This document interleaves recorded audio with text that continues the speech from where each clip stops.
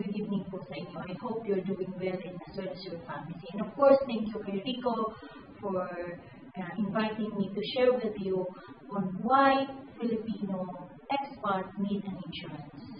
Balikan po natin yung ating mga reason kung bakit po tayo nandito ngayon sa ibang bansa at bakit po natin iniwanan ang ating pamilya at nagtrabaho po dito ng sakripisyo. Ginawa po natin ito dahil gusto natin mabigyan ng magandang kinabukasan ang ating pamilya, mapag-aral sa magandang paaralan. And dahil po dyan, karamihan sa atin, most of us, ang income po natin, about 75 to probably 80%, ay pinapadala po natin sa Pilipinas. Tayo po ay naging breadwinner nila. Marami po umaasa sa atin. Kaya very important po na yun ay kailangan natin protektahan through life insurance. But let me please define you, ano po ba talaga ang life insurance? Ang life insurance po is a contract between the life insurance company and the life insured, whereby the life insurance company promised to pay an amount of money should the life insured pass away to the beneficiary. There are some life insurance that will give you a lump sum amount of money if somebody would be diagnosed with terminal illness or critical illness. I just give you one example po. Gusto ko pong i-share sa inyo ang isang story ng aking kaibigan kung saan siya ay nagkaroon ng benefits because of insurance. Siya po ay single mom. She's been here in Dubai for 12 years. May dalawa pong anak, isang kolehiyo at isang elementary. Siya po ay breadwinner ng pamilya. At hindi lang po yan. Yung kanyang ina na may sakit, umaasa din sa kanya.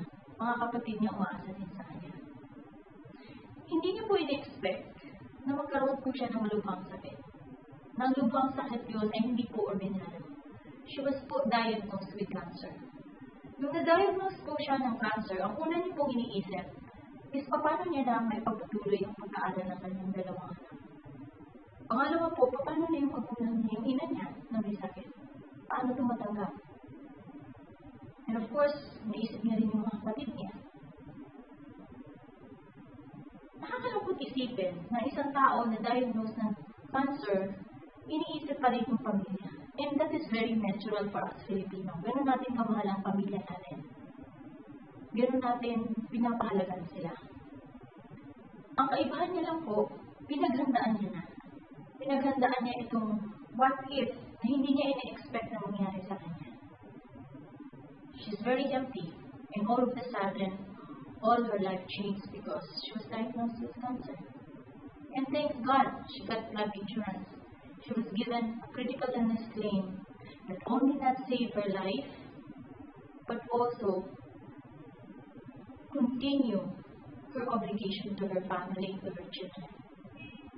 Despite of her illness, continue pa rin po ang pagpadala niya sa Pilipinas, pagpaaral sa anak niya, sa nanay niya, sa pagpagamot, at sa kapatid niya.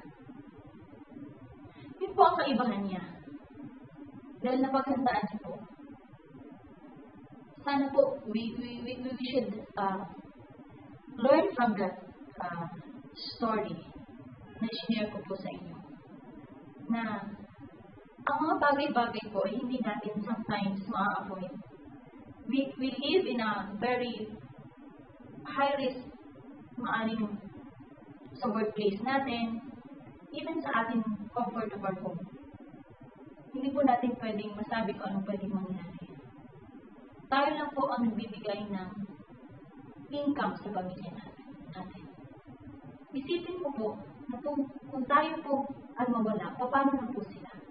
Paano na po ang kinabukasan ng ating anak? Paano na po ang ating pinaghirapan, ang sakripisyo? Napakaling importante po. Ang karamihan po sa atin, iniisip lang lagi, ang life insurance is only for death. No. Ang life insurance nowadays is not only for a death benefit. Marami na po rin siyang living benefit, which na-share ko nga earlier, yung nangyari sa kaibigan ko. I hope wherever you are right now, Marami kayong mga kilalang tulad ko na financial advisor. Pag may tumawag po sa inyo, may nag-share about how the life insurance help you in your family, be open po for that. Because at the end of the day, this is not about us, this is about you and your family. Mahal po natin ang pamilya natin.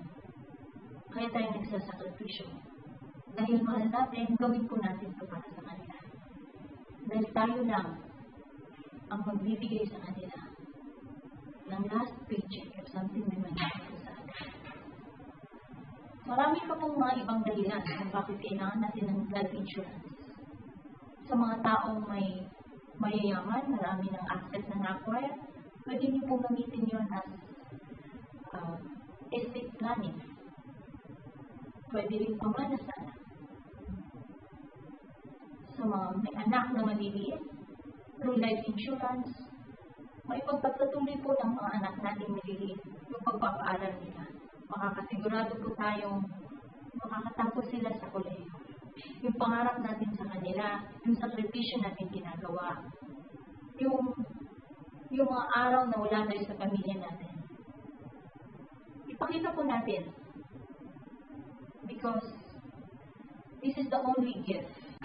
No, ang life insurance nowadays is not only for a death benefit. Marami na po rin siyang living benefit, which na-share ko nga earlier yung nangyari sa kaibigan ko. I hope wherever you are right now, marami kayong mga kilalang tulad ko na financial advisor.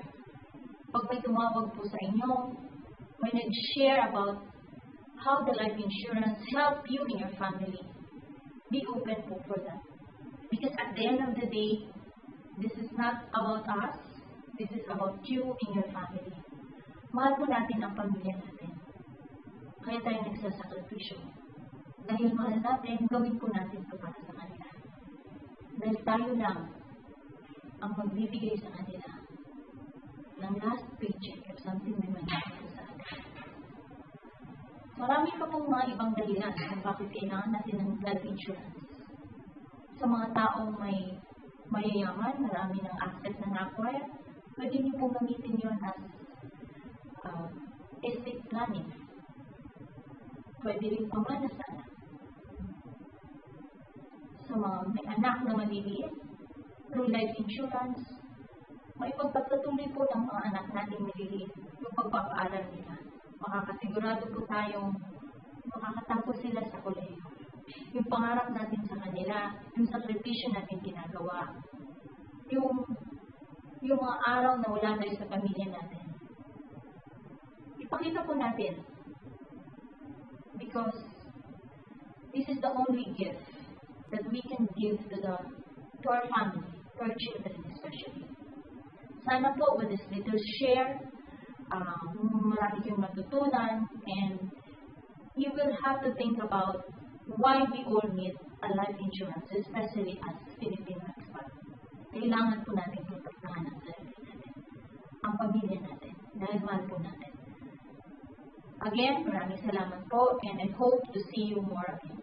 Thank you.